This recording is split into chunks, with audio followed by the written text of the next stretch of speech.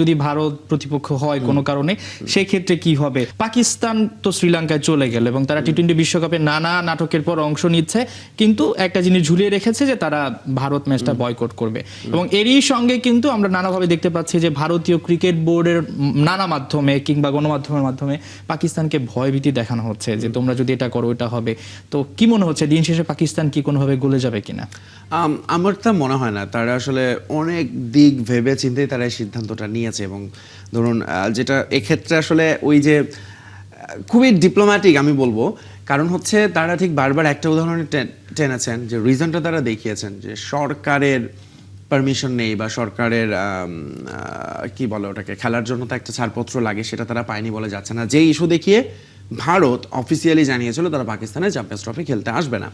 So একই রিজনটা এখন পাকিস্তান দেখিয়েছে এবং আইসিসিকে এটা আসলে না মানার কোনো উপায় নেই এবং তারা নিয়মের মধ্যে থেকে এটা করেছে। খুবই ইন্টারেস্টিং এই আলোচনা যখন আমরা যাচ্ছি, একটু আগে আমরা বাংলাদেশ ক্রিকেট বোর্ডের অবস্থানটা নিয়ে কথা বলছিলাম এবং একটা জিনিস একটু এক্ষেত্রেও বলা দরকার, যখন ওই একটা টেনশন চলছিল, যেমন আপনি যেটা বললেন যে পাকিস্তান ভারতে যাবে কি যাবে না এবং কিছু জিনিস এখনও ঝুলে আছে, ভারতের সঙ্গে ম্যাচ তারা খেলবে না, বাট এই পুরো ইস্যুতে আপনি কিন্তু দেখবেন বিসিসিআই এবং পিসিবি কারো তরফ থেকে অফিসিয়াল কোনো বা কোনো বোর্ড ডিরেক্টর কোনো কেউ গণমাধ্যমে কেউ কিন্তু কোনো কথা এসে বলেনি, একদম অফিসিয়াল। শুধুমাত্র আপনি দেখবেন যে বিসিসিআই সেক্রেটারি একটা প্রেস কনফারেন্স করেছেন এবং প্রেস রিলিজ দিয়ে দিয়েছে পরে। পাকিস্তানের দিক থেকে শুধুমাত্র নাকভিই কথা বলেছে, আর কেউ কিন্তু কথা বলেনি। কিন্তু আমাদের ক্ষেত্রে কিন্তু হয় কিন্তু উল্টোটা, দেখবেন সবাই মিলে আমরা এত কথা বলতে থাকি এবং ঘটনার নানা দিকে প্রবাহিত হতে থাকে, জিনিসটা ফজঘট পাকিয়ে যায়।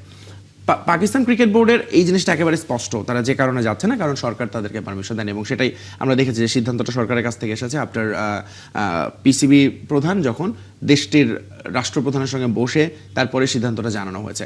ফলে আইসিসি আসলে আনুষ্ঠানিকভাবে এটার জন্য কোনো শাস্তিতে যেতে পারবে না, তবে কিছু আর্থিক জরিমানা হতেই পারে এবং হবে বলে মনে করা হচ্ছে। কিন্তু সেটাও আসলে পাকিস্তানের জন্য খুব বেশি বড় চ্যালেঞ্জিং নেই, যাতে তাদেরকে ওই সিদ্ধান্ত থেকে ফেরত আসতে হবে যে না আমরা খেলবো ভারতের সঙ্গে। কারণ হচ্ছে তারা এটাও জানে যে এক্ষেত্রে আসলে লসটা বেশি আইসিসি এবং বিসিসিআই এর, এবং তারা সেটাই চেয়েছে।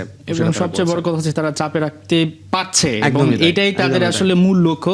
যদিও এখন আরেকটা ব্যাপার হচ্ছে যে টি-20 বিশ্বকাপের ফাইনালে যদি ভারত প্রতিপক্ষ হয় কোনো কারণে সেই ক্ষেত্রে কি হবে? না, সেই ক্ষেত্রে আসলে পাকিস্তান খেলবে, কারণ আপনি দেখেন যে তারা স্পষ্ট করেছে শুধুমাত্র 15ই ফেব্রুয়ারি যে ম্যাচটা, তারা সেটাই বলেছে যে আমরা 15ই ফেব্রুয়ারি ভারতের সঙ্গে খেলবো না। তার মানে এর পরে ভারতের সঙ্গে খেলা হলে সেটা তারা কি করবে এখনো তারা বলছে না, কিন্তু অবভিয়াসলি আমরা ধরে নিতে পারি সেটা তারা খেলবে। সাহসী সিদ্ধান্ত সেখানটায়।